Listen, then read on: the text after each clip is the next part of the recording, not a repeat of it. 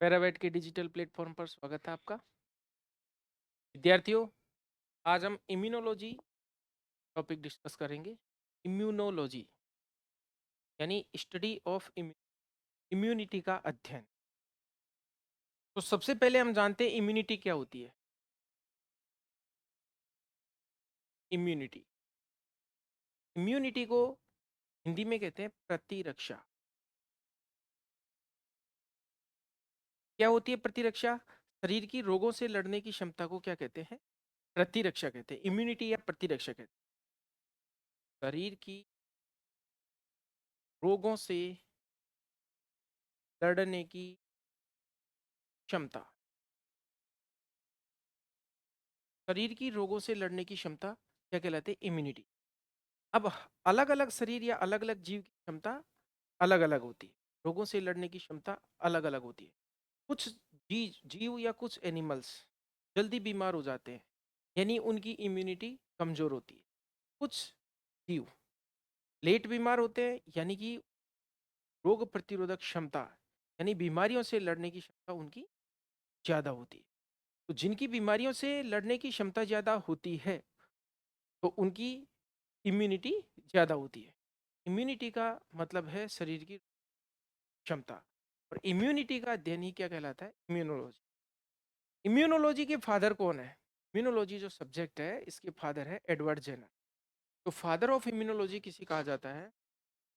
Father of immunology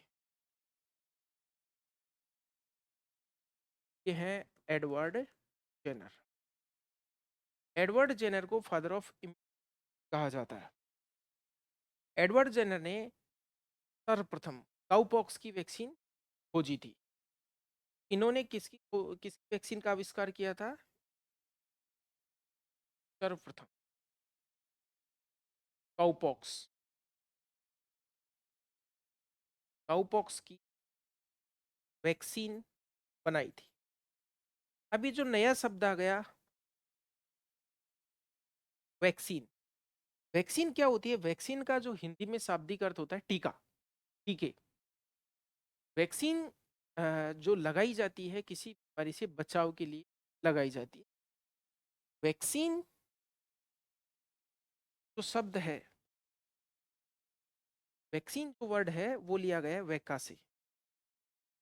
और वैका जो वर्ड है वो का शाब्दिक अर्थ है, उसका मतलब है काऊ, गाय। कि सबसे पहली खोजी गई जो वैक्सीन थी काउपॉक्स की। तो जो वैका वर्ड है उसका मतलब है काऊ, और वैका से ही वैक्सीन शब्द बना है। सबसे पहले एडवर्ड जेनर द्वारा काउपॉक्स की वैक्सीन बनाई गई थी। वैक्सीन करने की प्राचीन विधि कौन सी थी? एक विधि जिसको हम एफ्थाइजेशन कहते हैं। एफ्थाइजेशन ये क्या होता है? एफ्थाइजेशन मेनली एफएमडी रोग से बचाव के लिए जो बीमार पशु होते थे उनकी लार को अन्य स्वस्थ पशु, बाड़े के जो अन्य हड़ के जो अन्य पशु स्वस्थ उनके लगा दिया जाता था उनके ऊपर। और ये वैक्सीनेशन का एक प्राचीन तरीका था। यानी हमने जिन स्वस्थ पशुओं में बीमार पशुओं की लार लगाई, उन पशुओं में से काफी पशुओं को वो बीमारी हो जाती थी, कईयों को वो बीमारी नहीं होती थी। नहीं होती थी तो उन पशुओं के द्वारा उस वायरस को, उस लार में उपस्थित वायरस को एंटीजन के रूप में ग्रहण किया जाता था। अब यहाँ पर एक नया शब्द आ गया, एंटीजन। तो एफ्थाइजेशन शब्द का मतलब है तो बीमार पशुओं। अब ये जो बीमारी हुई है वो संक्रामक बीमारी है, कोई सी संक्रामक बीमारी यानी सूक्ष्म जीवों से होने वाली बीमारी है। बीमार पशुओं लार को स्वस्थ पशुओं के मुंह पर लगाना, इसे हम क्या कहते हैं? एफ्थाइजेशन। और इसी से एक वर्ड निकला है एफ्थस। एफ्थस। और एफ्थस वायरस जो होता है वो एफएमडी वायरस का ही सिनोनिम है। तो खुरपका, मुंहपका का जो वायरस होता है, FMD foot and mouth disease का वायरस जो होता है, का नाम एफ्थस वायरस भी होता है। और इस क्रिया को अन्य बीमार पशुओं, स्वस्थ पशुओं के बीमार पशुओं की लार को लगा डाइजेशन कर। तो यहां से एक शब्द निकला था एंटीजन। अब हम समझते हैं एंटीजन क्या होती है। एंटीजन क्या होता है? एंटीजन, एंटीजन या हिंदी में इसे कहते हैं प्रतिजन,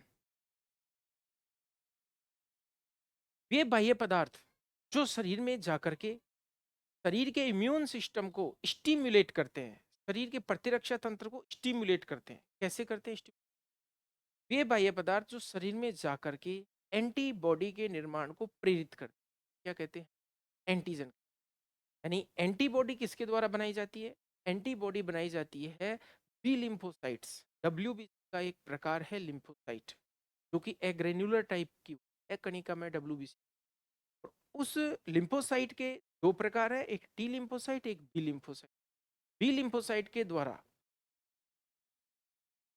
एंटीबॉडी बनाई जाती है। वास्तव में जो एंटीबॉडी होती है वो ग्लाइकोप्रोटीन के अणु होते हैं। ग्लाइकोप्रोटीन के अणु रासायनिक दृष्टि से वो ग्लोबुलिन प्रोटीन, एक ग्लोबुलिन प्रोटीन को लीवर के द्वारा बनाया जाता है। और वो ग्लोबुलिन प्रोटीन शरीर की पैथोजेंस से सुरक्षा करती है, रोग कारकों को वो नष्ट कर देती है। इसलिए इम्यूनिटी को बनाए रखने के लिए उस ग्लोबुलिन प्रोटीन को इम्यूनोग्लोबुलिन कहा जाता है। इम्यूनोग्लोबुलिन कह दीजिए, एंटीबॉडी कह दीजिए, या ये ग्लाइकोप्रोटीन होते हैं जो शरीर में एंटीजन के प्रवेश के परिणाम स्वरूप बनते हैं। और शरीर का ये एक प्रकार का रेस्पॉन्स होता है जो शरीर की सुरक्षा करता है। अब कई बीमारियों की जो एंटीबॉडी है, काफी लंबे समय तक उनकी याददाश्त होती है, यानी काफी लंबे समय तक शरीर की वो सुरक्षा करती है। जैसे हाल ही में कोई बीमारी हुई है, जैसे मान लीजिए 6 महीने तक वो बीमारी नहीं हो रही, तो इम्यूनिटी की जो याददाश्त है, मेमोरी, 6 महीने हो। कई टीके होते हैं जो हर वर्ष रिपीट करने होते हैं, तो उनकी मेमोरी 1 साल की होती है।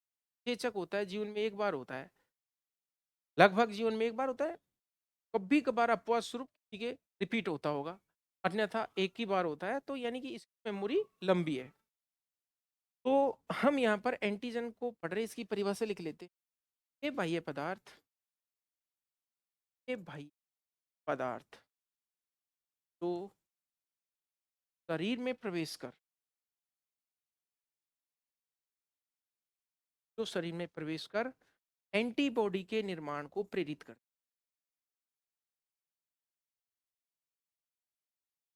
निर्माण प्रेरित करते हैं, क्या कहलाते हैं? एंटीजन या प्रतिजन कहलाते हैं। अब इस एंटीजन के अंदर कुछ भी हो सकता है, आइदर माइक्रो ऑर्गेनिज्म, सारे सूक्ष्म जीव हो सकते हैं, विषाणु, जीवाणु, कवक, इनमें से कोई सा भी हो सकता है। कोई परागकण भी हो सकता है, शरीर में प्रवेश करने वाला बाहरी पदार्थ होता है। देखिए, सबसे पहली बात है बाह्य पदार्थ होना, एक्सटर्नल होना चाहिए, यानी शरीर के अणुओं से समानता कम से कम होनी चाहिए। बाह्य पदार्थ होना चाहिए, एक्सटर्नल होना चाहिए। बॉडी के मॉलिक्यूल प्रकार के, प्रोटीन के प्रकार के अणुओं से समानता नहीं रखना चाहिए। बाह्य पदार्थ जो शरीर में प्रवेश कर एंटीबॉडी के निर्माण को प्रेरित करते हैं, उन्हें क्या कहते हैं? हम एंटीजन कहते हैं। अब एक अच्छे एंटीजन के क्या गुण है? अच्छे एंटीजन का अणुभार अच्छा होना चाहिए, अधिक होना चाहिए।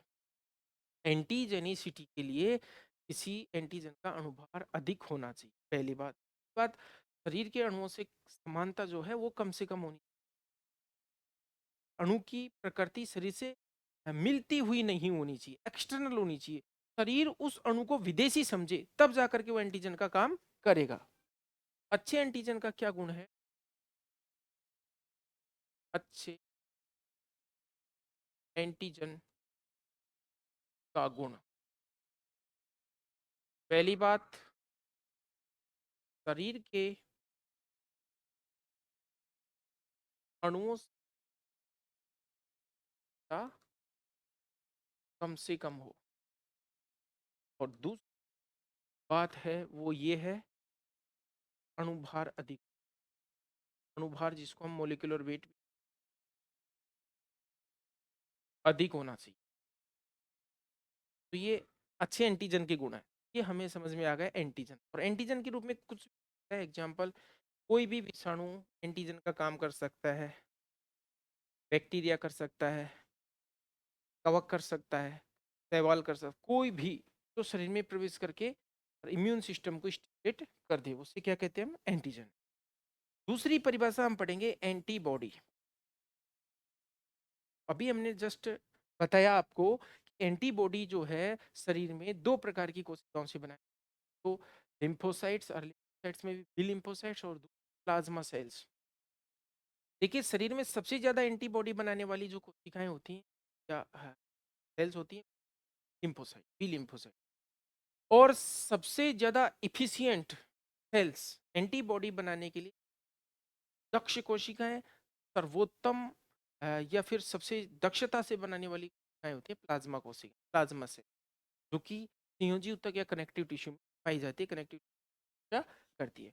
तो एंटीबॉडी की परिभाषा क्या हुई, वे ग्लाइकोप्रोटीनीय अणु, वे ग्लाइकोप्रोटीन, इन ग्लाइकोप्रोटीन के अणुओं को हम ग्लोबुलिन भी कह सकते हैं या फिर इम्यूनोग्लोबुलिन भी, इम्यूनोग्लोब्यूलिन या फिर ग्लोबुलिन प्रोटीन भी कह सकते हैं। वे ग्लाइकोप्रोटीन के अणु जो एंटीजन के शरीर में, जो शरीर में एंटीजन के प्रवेश के परिणाम स्वरूप,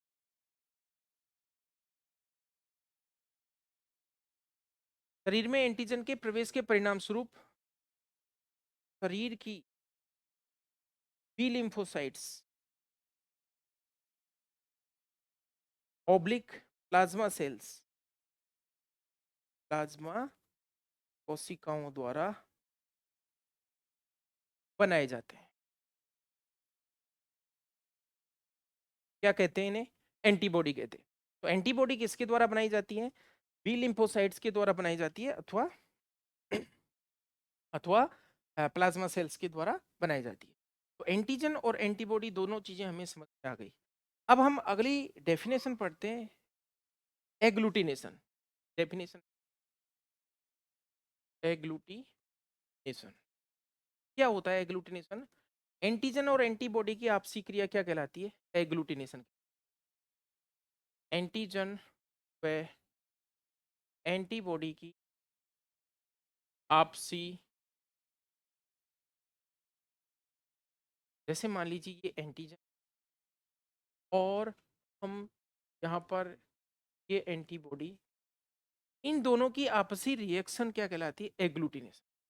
एग्लूटिनेशन, कई टेस्ट होते हैं, सीरोलॉजिकल टेस्ट होते हैं, इनमें इस एग्लूटिनेशन वर्ड का उपयोग किया जाता है। जैसे ब्रुसेलोसिस का होता है प्लेट एग्लूटिनेशन टेस्ट, जिसके अंदर जो स्लाइड होती है ऊपर, जो पशु है, ग्रसित पशु है या फिर जिस पशु हमको जांच करना है, उसका ब्लड ले लेते हैं, हम ब्रूसेला की एंटीजन डालते हैं, तो इस तरह से जैसे दूध फट जाता है उस तरह से एग्लूटिनेशन की हमें नेक्ड आइज से विजिबल होती है, नग्न आंखों से दिखाई दे जाती है।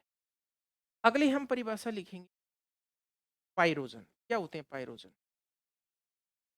पाइरोजन, पाइरोजन क्या होते हैं, बुखार उत्पन्न करने वाले कारक,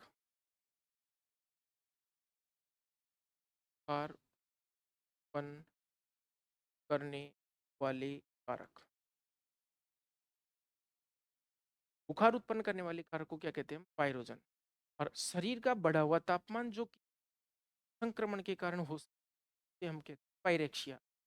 और एक टर्म और आती है हाइपरथर्मिया। हाइपरथर्मिया का मतलब होता है कि फिजिकल एक्टिविटी के कारण या किसी अन्य कारण से का तापमान सामान्य रूप से बढ़ जाता है, क्या कहलाता है, हाइपरथर्मिया, जो कि वापस से नॉर्मल हो जाता है। जैसे एक्सरसाइज करने के दौरान होता है, दौड़ने के दौरान होता है, वो हाइपरथर्मिया होता है। और पाइरेक्सिया का मतलब क्या होता है, पाइरेक्सिया का मतलब बुखार, बुखार। अगली टर्म है पैथोजन। क्या होते हैं पैथोजन, रोग कारक या रोग उत्पन्न करने वाले कारक को हम क्या कहते हैं? पैथोजन। पैथोलॉजी जो सब्जेक्ट है वो है रोग विज्ञान, और पैथोजन क्या कहलाते हैं? पैथोजन। उत्पन्न करने कारक। अब हम इस एंटीजन की बात करते हैं, तो कई बार ये एंटीजन पूरी तरह से कार्य नहीं करती है, या हम यूं कह सकते हैं आंशिक जो एंटीजन होती है, आंशिक एंटीजन, आंशिक एंटीजन, तो उसको बोलते हैं हम हेप्टेन। हेप्टेन। और ये एंटीजन जो होता है इसका वो भाग, जैसे मान लीजिए एंटीजन है, एंटीजन का वो भाग जो कि एंटीजेनिसिटी पैदा करता है। एंटीजेनी को बोलते हैं हम एपिटॉप। एपिटॉप। एंटीजेनिसिटी का मतलब जो अपनी जो एंटीबॉडी को स्टिमुलेट करने में सक्षम होता है, या एंटीजेनिसिटी को पैदा करने में सक्षम होता है, या इम्यूनोग्लोबुलिन्स को या एंटीबॉडी को बनाने में सक्षम होता है, उसे कहते हैं हम एपिटोप। और एक वर्ड और होता है किसी भी सूक्ष्म में, दो क्वालिटीज होती है, एक तो उसमें एंटीजन एंटीजन की तरह कार्य करने की क्षमता होती है, और दूसरा होता है पैथोजेनिसिटी।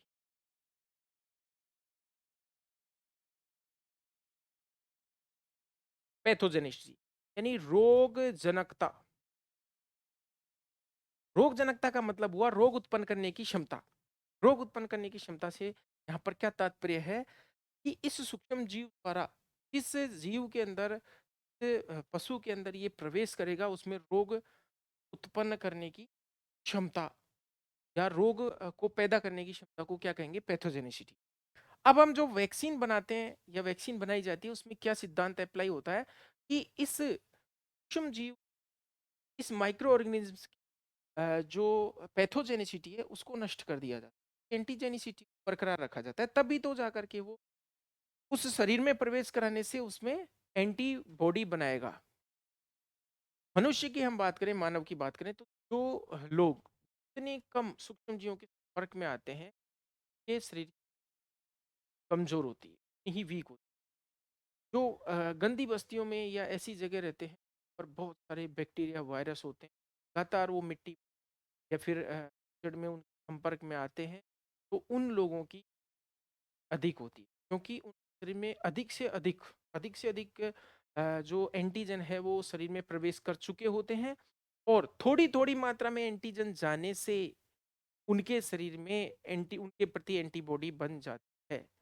वैक्सीन का भी यही सिद्धांत है, थोड़ी मात्रा में हम उसी सूक्ष्म जीव को प्रवेश कराते हैं, जिससे जिस बॉडी के अंदर उसको प्रवेश कराया जा रहा है, उस बॉडी के द्वारा उसके खिलाफ रेस्पॉन्स उत्पन्न हो, और उसके शरीर में का निर्माण। ज्यादातर जो वायरल वैक्सीन वो लाइव के रूप में या लाइव वैक्सीन, वायरल वैक्सीन ध्यान रखने की बात यही, वायरल वैक्सीन टेम्परेचर में रखा जाता है, 8 डिग्री, लिए एफएमडी की,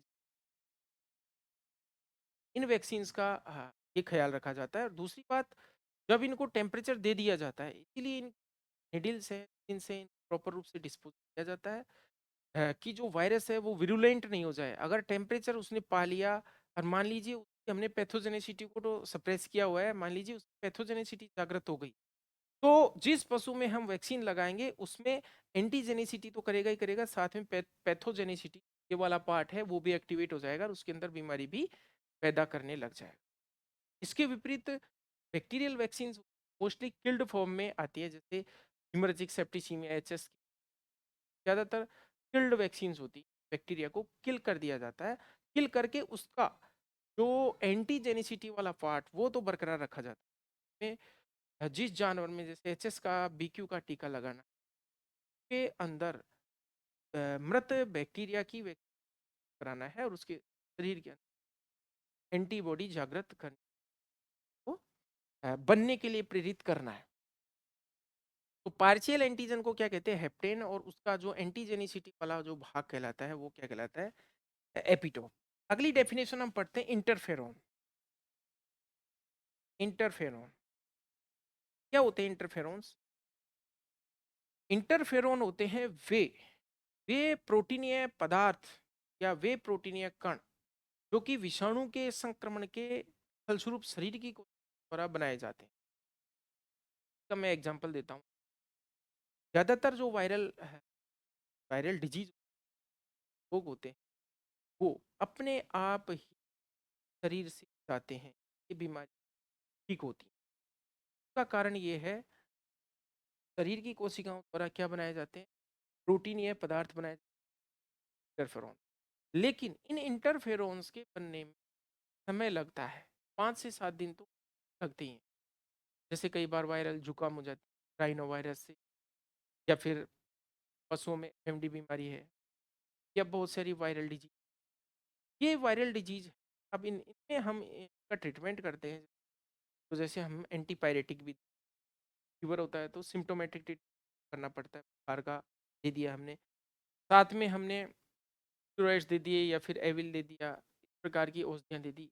अब कभी कभी हमें एंटीबायोटिक्स भी देने पड़ जाते हैं, क्योंकि एंटीबायोटिक्स जो है सेकेंडरी बैक्टीरियल इन्फेक्शन रोकने के लिए मतलब ये हुआ, एंटीबायोटिक्स किसी भी विषाणु को मारने में सक्षम नहीं है। विषाणु में होता क्या है, क्या मारेंगे विषाणु को?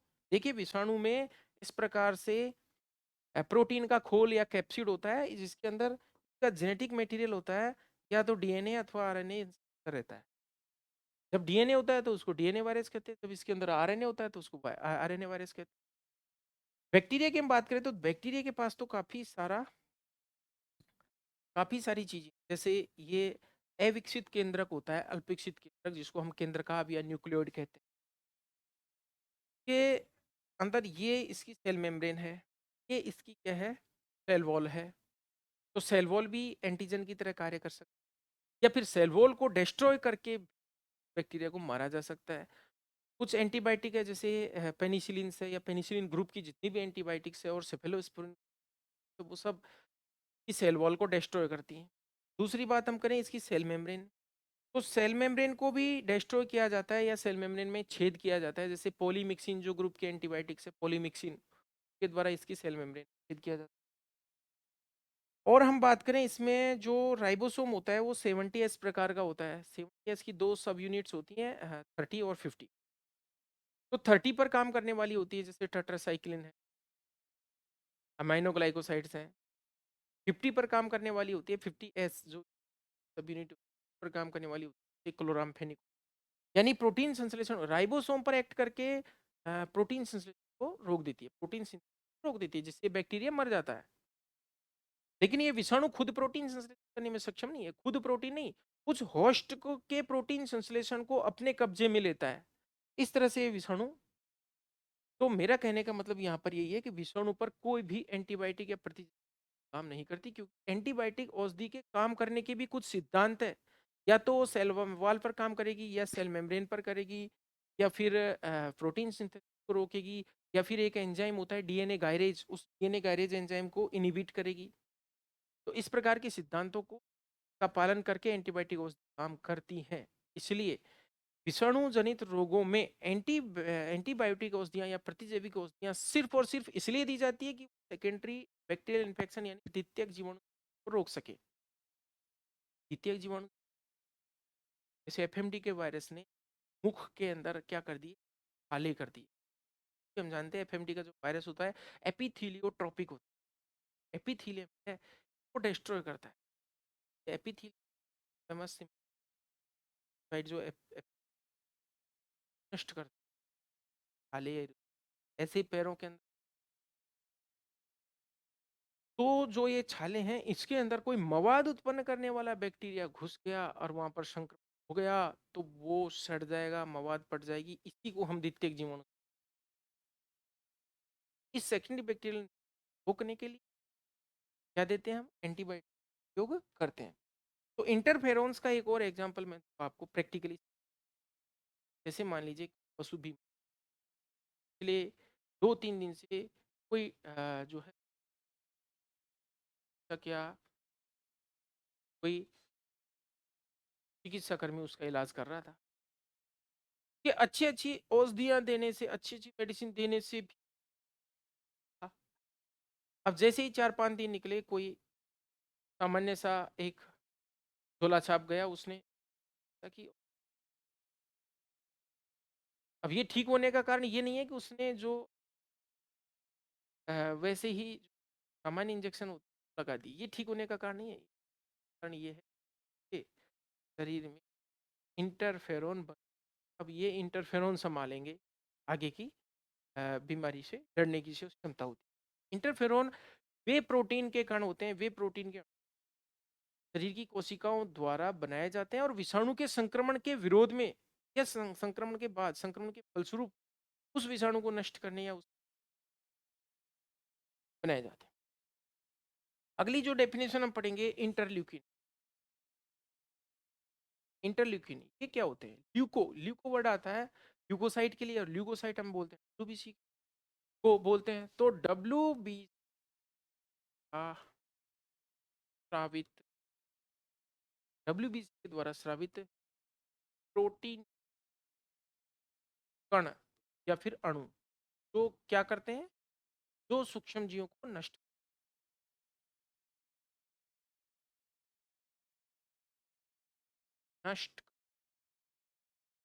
क्या कहते हैं उन्हें? इंटरल्यूकिन।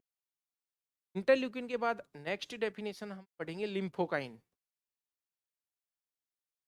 काइन क्या होती है लिम्फोकाइन? जैसा ही नाम से पता चल रहा है, यहाँ पर जैसे लिम्फोसाइट था वैसे ही यहाँ लिम्फो, लिम्फो मतलब लिम्फोसाइट। तो लिम्फोसाइट के द्वारा स्रावित जो पदार्थ होते हैं तो ठीक करते हैं या नष्ट करते हैं, ये क्या कहते हैं? हम लिम्फोकाइन कहते हैं। लिम्फो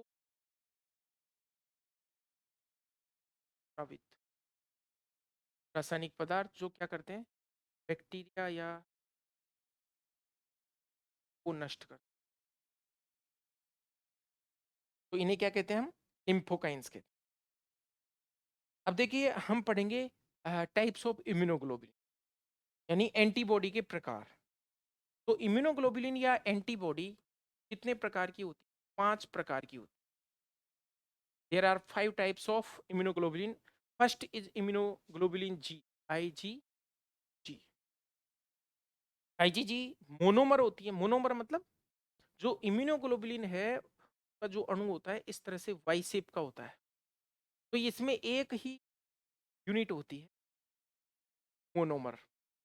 तो इम्यूनोग्लोबुलिन जो जी होती है आईजीजी, शॉर्ट में हम इम्यूनोग्लोबुलिन को आईजी बोलेंगे। इम्यूनोग्लोबुलिन है ये सबसे छोटी एंटीबॉडी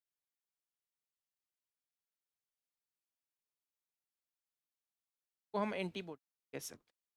सबसे छोटी होती है यानी सबसे कम अणुभार, सबसे अणुभार इसका लगभग होता है 1.5 लाख के आसपास अणुभार।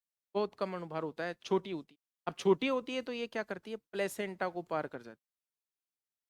प्लेसेंटा को पार करने में, यानी जो ब्लड प्लेसेंटल बैरियर जो होता है, यानी वहां से ये प्लेसेंटा को क्रॉस करके फीटस के अंदर जा सकती है।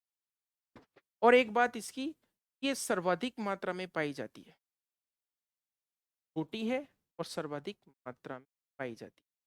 तो ये छोटी छोटी 4 बातें हम ग्लोबुलिन जी के बारे में हम याद रख लेंगे। सबसे छोटी, अणुभार सबसे कम, प्लेसेंटा को क्रॉस कर सकती, मोनोमर के रूप में पाई जाती। अगली एंटीबॉडी हम पढ़ेंगे आईजीएम, या फिर आईजीए भी पढ़ सकते हैं। आईजीएम पढ़ लेते हैं, इम्यूनोग्लोबुलिन एम। तो एम ये सबसे छोटी है, तो ये सबसे क्या होती है, बड़ी। ये सबसे बड़ी होती है। सबसे बड़ी का मतलब हो गया अणुभार सबसे ज्यादा और सर्वाधिक। किसका अणुभार सर्वाधिक? इम्यूनोग्लोबुलिन एम का अणुभार सबसे ज्यादा होता है, और ये पेंटामर के रूप में पाई जाती है। जैसे ये मोनोमर है ना, इसी प्रकार से ये इस तरह से पेंटामर के रूप में पाई जाती है। पेंटामर का मतलब इस तरह से 5 अणु जुड़े हुए, इस तरह से। तो सबसे भारी है और संक्रमण में सबसे पहले यही बनती है, ये छोड़ती नहीं है। इतना अणुभार है इसका, पेंटामर है, इसलिए इसका अणुभार लगभग 9,60,000 होता है। यानी अणुभार खूब है, इससे 5 गुना हो गई। संक्रमण के दौरान सर्वप्रथम बनती है, संक्रमण में सर्वप्रथम बनती कौन सी बनती है? Immunoglobulin M. और ये इम्यूनोग्लोबुलिन एम ये क्लंपिंग की क्रिया दर्शाती है। क्या दर्शाती है? क्लंपिंग। क्लंपिंग का मतलब इस तरह से गुच्छा बना देना। सूक्ष्म जीवों को ये नष्ट करती ही करती है, यानी कि ये एक प्रकार की तोप है इम्यूनोग्लोबुलिन में, सबसे भारी, सबसे बड़ी, सबसे खतरनाक एंटीबॉडी है। सूक्ष्म जीवों के लिए खतरनाक, शरीर के लिए सही है। इम्यूनोग्लोबुलिन हम एक ही बात करें तो आईजीए है, ये डाइमर के रूप में पाई जाती है। डाइमर यानी द्विलक के रूप में पाई जाती है, इस तरह से। जैसे एक तो ये इम्यूनोग्लोबुलिन जी था, एक उसका अणु ऐसा था, और ये दो डाइमर के रूप में पाई जाती है। और इम्यूनोग्लोबुलिन ए है, ये स्रावी प्रतिरक्षी कहलाती है। स्रावी प्रति यानी सिक्रिटरी एंटीबॉडी, सिक्रिटरी एंटीबॉडी। देखिए सिक्रिटरी एंटीबॉडी क्यों कहा इसको हमने, स्रावी प्रतिरक्षी क्यों कहा? क्योंकि शरीर के विभिन्न स्राव में पाई जाती है। सिक्रीशंस होते हैं बहुत सारे, जैसे आंसू का स्राव है, लार है, दूध है, पसीना है। इस तरह से शरीर का कोई भी स्राव, गैस्ट्रो इंटेस्टाइनल ट्रैक्ट का स्राव है, इंटेस्टाइन का स्राव है, गैस्ट्रिक जूस है, यानी शरीर के विभिन्न स्राव में कोई सा भी स्राव का नाम ले दे, कोई सा भी सिक्रेशन हो उसमें पाई जाती है। स्राव जैसे कौन कौन से हो सकते हैं? लार है, कोलोस्ट्रम है। कोलोस्ट्रम मतलब जो माँ का प्रथम दूध, या फिर दूध, कोई सा भी सिक्रीशन हो, आंसू है, या जीआईटी ट्रैक्ट, जो गैस्ट्रो इंटेस्टाइनल ट्रैक्ट होती है का स्राव, इसमें क्या पाई जाती है? इम्यूनोग्लोबुलिन ए पाई जाती है, आईजीए।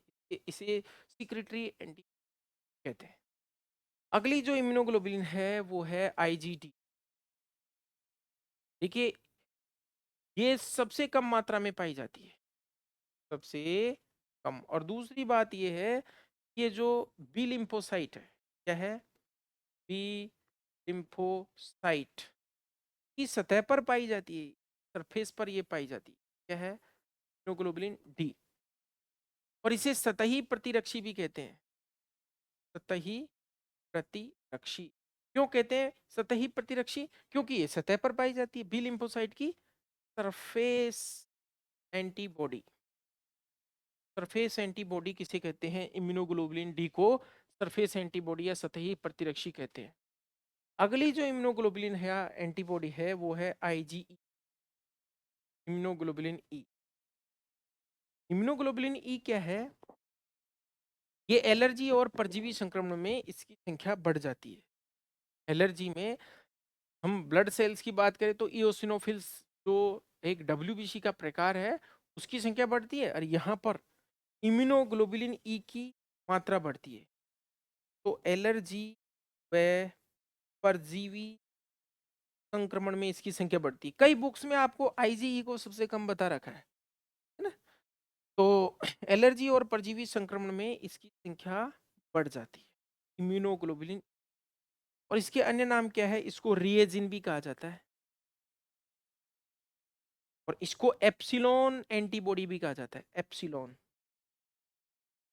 एप्सिलॉन, एप्सिलॉन हमने इस तरह से हम एप्सिलॉन नॉट पढ़ते थे फिजिक्स में, तो ये एप्सिलॉन एंटीबॉडी कहलाती है। कौन सी? Immunoglobulin E. तो सबसे ज्यादा मात्रा में आईजीजी, सबसे छोटी आईजीजी, प्लेसेंटा को क्रॉस करने वाली आईजीजी, सबसे बड़ी आईजीएम, सबसे ज्यादा अणुभार वाली आईजीएम, पेंटामर बनाने वाली आईजीएम, डाइमर बनाने वाली IgA, secretory antibody IgA, surface antibody IgG, Ig D, surface antibody जो सतह पर पाई जाती है बी लिम्फोसाइट की सरफेस पर। और एलर्जी और परजीवी संक्रमण में जो अपनी संख्या बढ़ाती है, अपनी मात्रा बढ़ाती है, वो इम्यूनोग्लोबुलिन। इस तरह से ये 5 प्रकार की इम्यूनो। अब इस इम्यूनोलॉजी का जो लास्ट टॉपिक जो आपको पढ़ना है, वो है इम्यूनिटी के प्रकार। इम्यूनिटी क्या होती है? इम्यूनिटी रोगों से लड़ने की क्षमता को क्या कहते हैं हम? शरीर की रोग प्रतिरोधक क्षमता या इम्यूनिटी कहते हैं। ये इम्यूनिटी को हम क्लासिफाई करें तो कैसे हम क्लासिफाई कर सकते हैं? तो जो शरीर की रोगों से लड़ने की क्षमता है, वो दो प्रकार से हम समझ सकते हैं। एक तो है जन्मजात। इस जन्मजात को हम इनेट कह सकते हैं, इनेट इम्यूनिटी कह सकते हैं, जन्मजात प्रतिरक्षा। दूसरी होती है, वो है अर्जित प्रतिरक्षा। अर्जित प्रतिरक्षा, अर्जित का मतलब होता है एक्वायर्ड इम्यूनिटी। अब देखिए क्या फर्क होता है। हम इम्यूनिटी का क्लासिफिकेशन पढ़ रहे हैं, इम्यूनिटी को कैसे या प्रतिरक्षा को कैसे वर्गीकृत किया गया है। तो एक तो होती है जन्मजात, जो जन्म से ही उपस्थित होती है। दूसरी होती है अर्जित, जो प्राणी अपने जीवन काल में अर्जित करता है।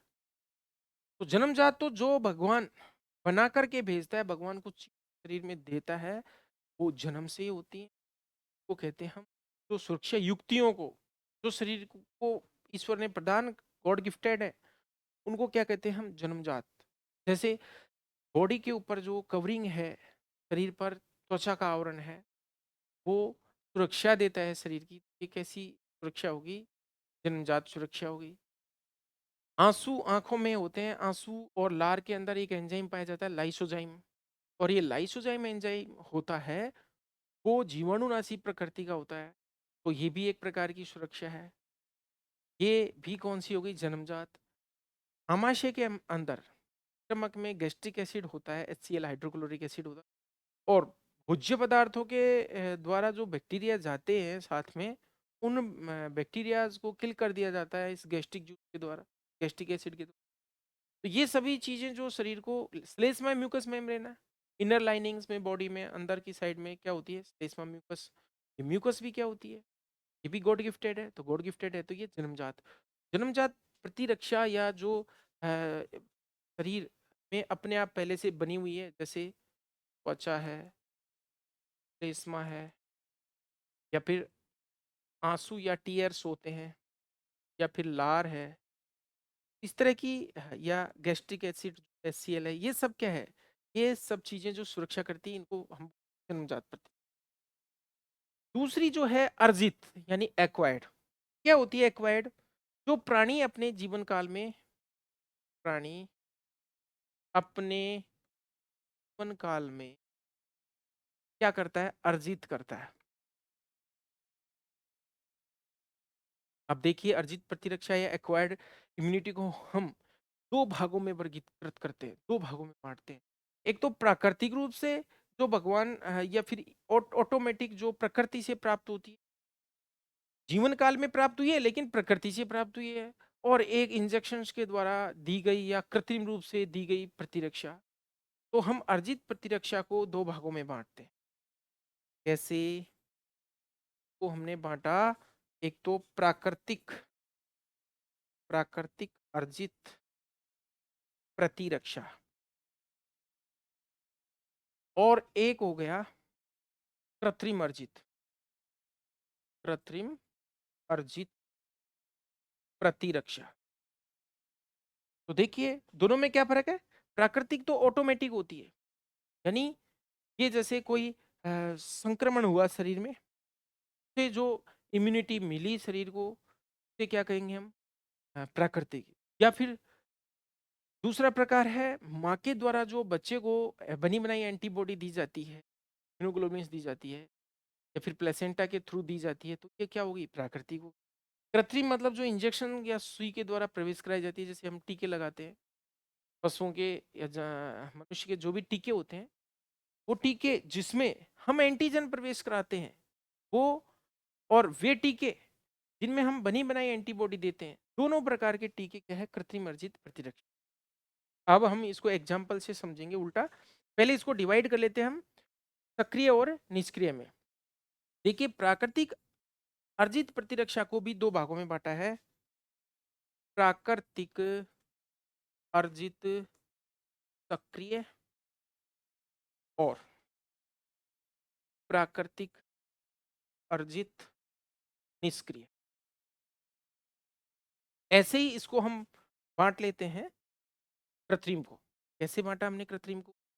वही दो भाग, कृत्रिम अर्जित सक्रिय और कृत्रिम अर्जित निष्क्रिय। कृत्रिम अर्जित निष्क्रिय। अब समझते हैं हम एग्जाम्पल से उल्टा। देखिए प्राकृतिक अर्जित सक्रिय का मतलब हो गया कि शरीर में कोई रोग का होना। रोग का, मान लीजिए किसी पशु के एफएमडी बीमारी हो गई, खुरपका मुंहपका, तो इस एफएमडी बीमारी के द्वारा उसने जो बॉडी के अंदर एंटीबॉडी बनाई थी, इस प्रकार प्राकृतिक रूप से बीमारी हुई है। कोई पैथोजेंस को या एफएमडी के वायरस को लेने नहीं गया, ऑटोमेटिक आया, यानी प्राकृतिक हुआ, शरीर में प्रवेश किया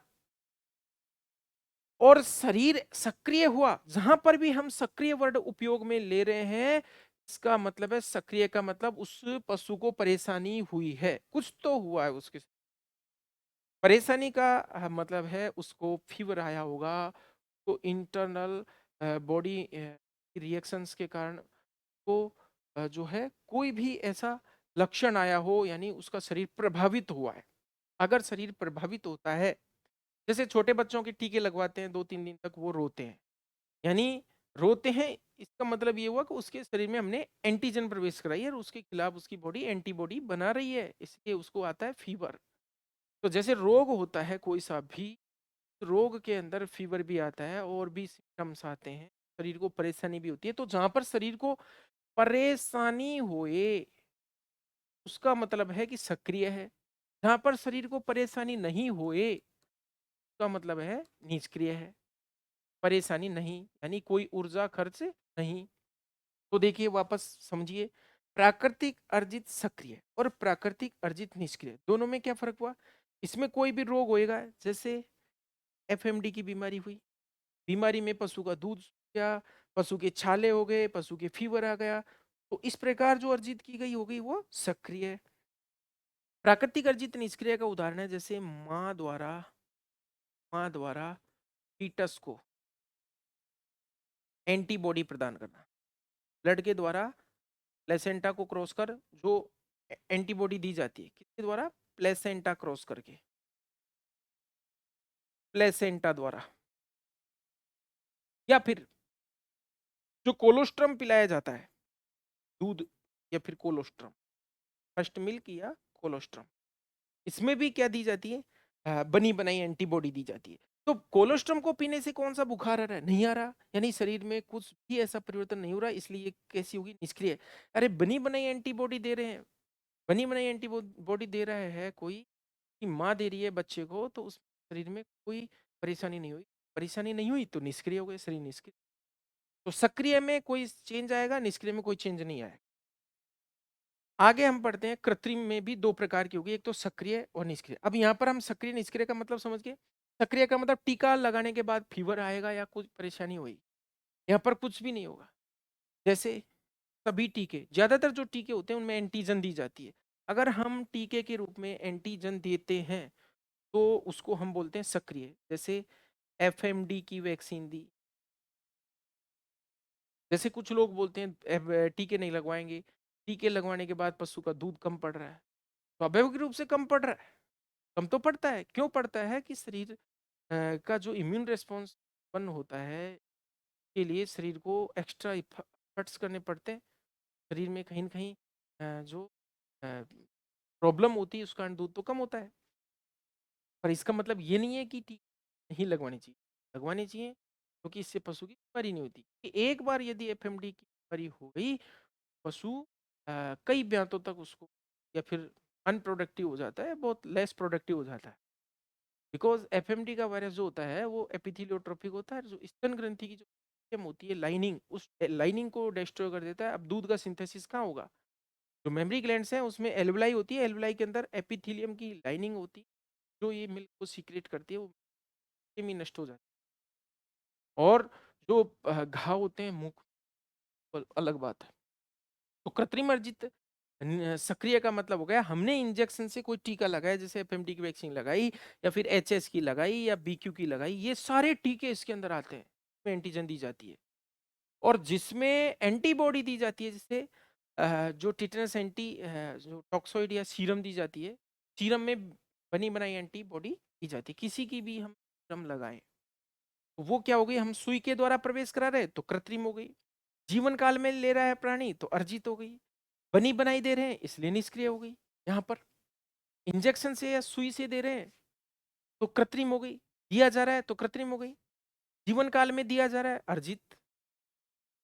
सक्रिय, सक्रिय मतलब उसकी एंटीबॉडी बनने को हम प्रेरित कर रहे हैं। तो यहाँ पर प्राकृतिक में अपने आप कोई बीमारी हुई, कोई पैथोजन संपर्क में आया, बीमारी हुई तो ये होगी प्राकृतिक, जीवन काल में अर्जित किया है। सक्रिय मतलब उसके शरीर को परेशानी हुई है। यहाँ पर माँ के द्वारा बच्चे को जो भी दिया जाता है वो परेशान करने के लिए नहीं दिया जाता है। Thank you for watching the video.